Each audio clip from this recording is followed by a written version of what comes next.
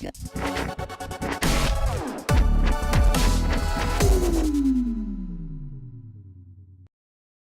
guys, welcome into the ALPreps.com recap show. The Super 7 is done. We just saw Spanish Fort grab a state championship over undefeated Clay-Chalkville. Spanish Fort probably the top team in the entire state after that. We'll get to that in another video. But first off, today we had 4A and 2A state championships. Another Birmingham team coming in, Leeds, taking on Fayette County. Leeds, probably the favorite, one of the better teams in the entire state. They come in and just demolish Fayette County 55-7. However, early on this season, Madison Academy, they lost that game in the Champions Challenge. Third game of the season, they go to Munford. They lose by 1. It's a close game, but still, they start 1-2, 0-1 in region. You think, what happened to Leeds? They're not the same team, even though they were so dominant last year. They still have Daryl Marshall. They still have Trey Nation. Well, guess what? We saw it out here today. Both those players, outstanding, especially Trey Nation, your 4A MVP. How valuable are those two players for this team, and how did they turn it around from that 1-2 start? They're extremely valuable. They're the two best players on this team. They're huge playmakers. They do everything for this team offensively. Daryl Marshall makes things go. Remember, Daryl Marshall has been rumored as not being a quarterback for college, so there was a lot of talk going into the season about not playing him at that position and trying to get a new person in and working Daryl in more of a safety role that he would see in college. They kept him at quarterback, and it paid off dividends. Of course, you mentioned they win a state title easily earlier today in 4A over Fayette County. I believe I was actually pretty close on that score. I'm going to take some a little bit there, especially after the way this ended tonight. I'm going to take some solace where I can. I said 42-14. It was a blowout either way. I think I said 55-6. So it was bad. I mean, in all seriousness, this was a mugging of epic proportions. The turnaround. Let's obviously think about this for a second. Madison Academy is, barring the Piedmont loss, they are, if not the best, the second best team in 3A, more than likely. You're right. Munford is a team that has turned things around under new coach Bill Smith, who came from Shades Valley under dubious circumstances, those of which we may never know, some of the most unusual circumstances we've ever seen. He turned their offense into a juggernaut this year. They have averaged more points this year than I can remember. They were much a defensive team the last few years until their coach left, I believe for Hazel Green actually. And then they brought Bill in, and he turned them around, did really well. They won 49-48 in overtime, if you recall. And you got to also remember, though, during that period, Trey Nation actually got injured in that game. He was actually hampered with that injury for a few weeks after, until after around the Piedmont game, about midway through the season. So he was dogging a little bit throughout the season because of his back injury. So it took a while to get things rolling again, but they were winning. That was what mattered. They got through the region. Munford lost a couple of games. Leeds beat Handley, who looked like they were going to win the region at one point, and then they got the top seed, and then steamrolled their way through the playoffs in an unbelievable fashion. And it culminated right here. They just did what they've been doing throughout the playoffs, including to UMS Wright and Munford in a rematch. They did everything they needed to do. So Daryl Marshall and Trey Nation get that offense going, and when they do just what they need to do, you cannot stop this team. Yeah, Munford, they did put up 20 points at least in that semifinal game. Not quite the same 49 they did the first meeting, but you look at the rest of the playoffs, including this game today, Leeds only gave up 14 points total in their other 4 opponents. They gave up 7 to Montevallo. They shut out UMS Wright. They shut out everybody else. And then they come to this game, only give up 7 in the state championship game and put up 55. I mean, those two players outstanding, the whole team outstanding. Are they, pound for pound, all classifications considered, are they the best team in the state? Yeah. I mean, they have a lot of talent that would rival Clay-Chalkville when you look at the talent level on this team, and they do it at a lower classification. I think and unlike Clay, they finished the job. You have to remember that. I think if you put them on a level playing field with anybody, Leeds would beat them and probably beat them by 10 points at least. It's clearly the best team in the state of all, pound for pound on an even playing field. Now, remember, we don't have an even playing field, so that's going to weigh in heavily. But Leeds, if it's all things equal, they are pound for pound the best team in the state, no questions asked. All right, so Daryl Marshall gone. He's heading to Tennessee.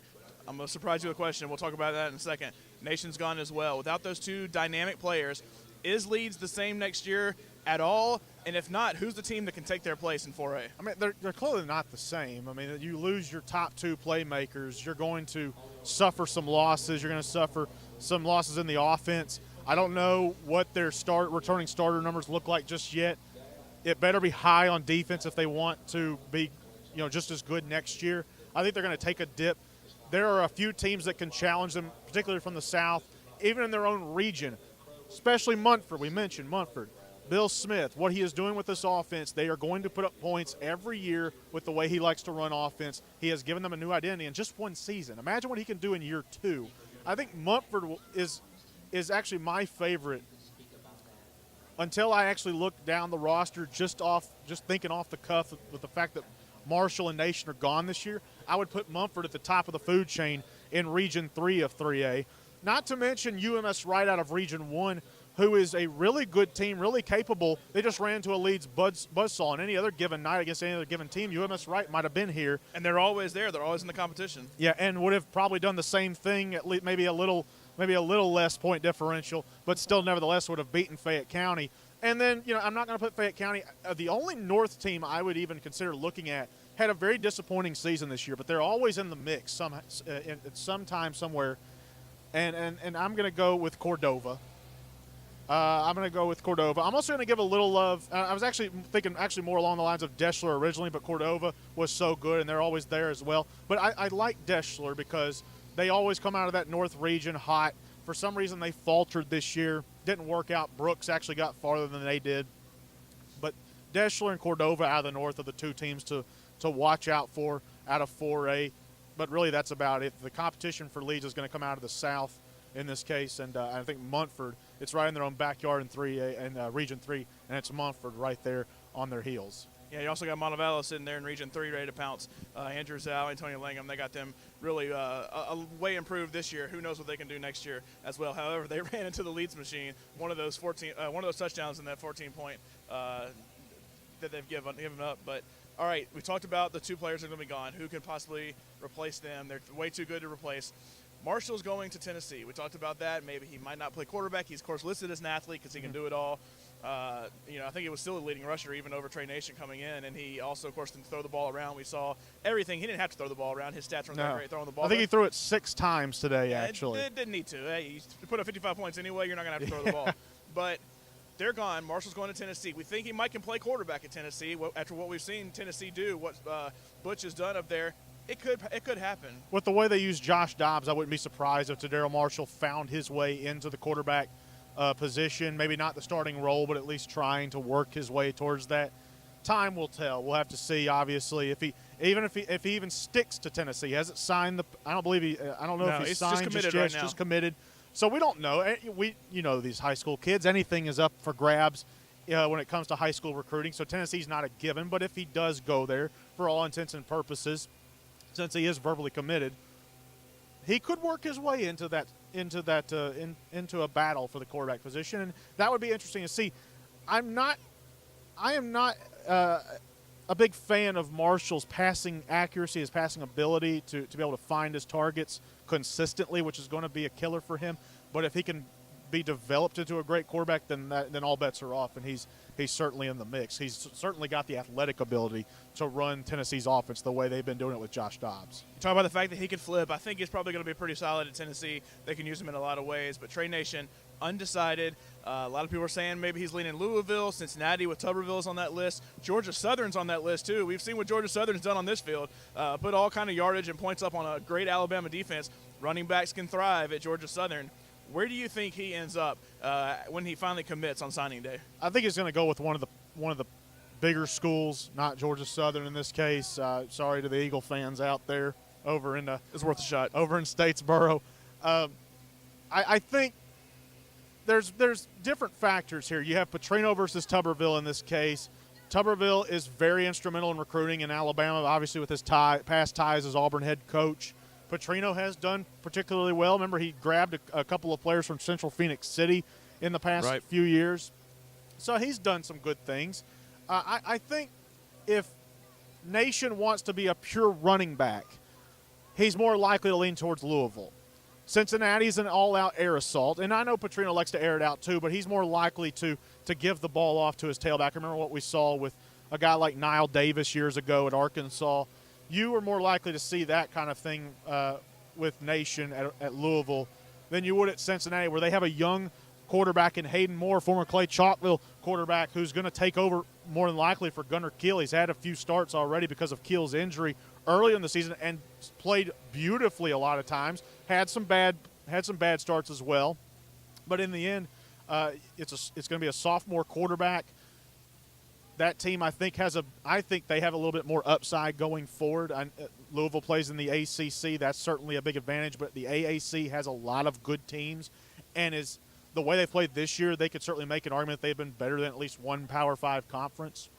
So Cincinnati is up for grabs, and if Nation wants to use his athletic ability to its fullest, Cincinnati, I think, is the better place to go. After a performance like he had today and all season, definitely a Mr. Football candidate, going to be in the mix there, along with Ty Pilgrim, Tyler Johnson, a lot of other players. But maybe some in-state schools can start looking at him. There's still time. He hasn't committed anywhere yet. Hey, we're in Bryant-Denny Stadium. He might can come back and play well. He could go to Auburn and be a great running back there, even though they've gotten kind of a slew of Mr. Footballs lately. But still some in-state options maybe could jump in there after a game like today. Also an out-of-state option in the SEC, perhaps. I mean, it could have been for Tadero Marshall as well, but there was a sighting of Dan Mullen, Mississippi State head coach, was here earlier today for that specific game. So whether it's Marshall he's looking at, he got a good look at Trey Nation, set state records today for rushing touchdowns and points.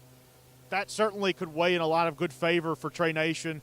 Dan Mullen, he likes to have a good running back in his spread offense. That could work dividends. We'll have to see what ends up happening with that. But as of right now, according to multiple sources, it's a toss-up between Louisville and Cincinnati for the services of Trey Nation. As you mentioned earlier today, Marshall commit, pretty much a hard verbal commit to Tennessee.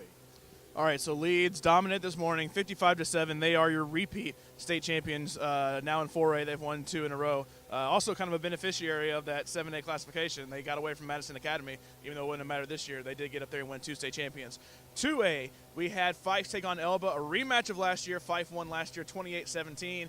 Pretty close game compared to most of the games we had last year outside of the Clay-Saraland game. But this year, they're coming in. Could Elba win the rematch? I didn't think they could. You thought they could.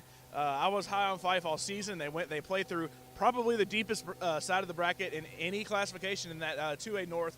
All the 1 seeds undefeated. They come in this championship. I think a lot of people probably favored Fyffe over Elba. You called it right, though. Elba a winner, 36-22. How did Elba do this, and why is it so hard to win a rematch? Well, first of all, the rematch question, I mean, a lot of it's hunger. The team that loses the first go-around, we've seen it in examples in high school and college, particularly the one that a lot of people remember, 2008 to 2009 SEC championship with Florida and Alabama, Urban versus Nick. Nick comes in after losing 08 and destroys Urban's Florida Gators. And with Tebow still. Yeah, and they had marked that on their calendar. I guarantee you Elba had this marked on their calendar and said, we want Fyffe back here again because we feel we can beat them. The score last year was 28-17. This game may have been 36-22. It was a lot closer than the score indicated.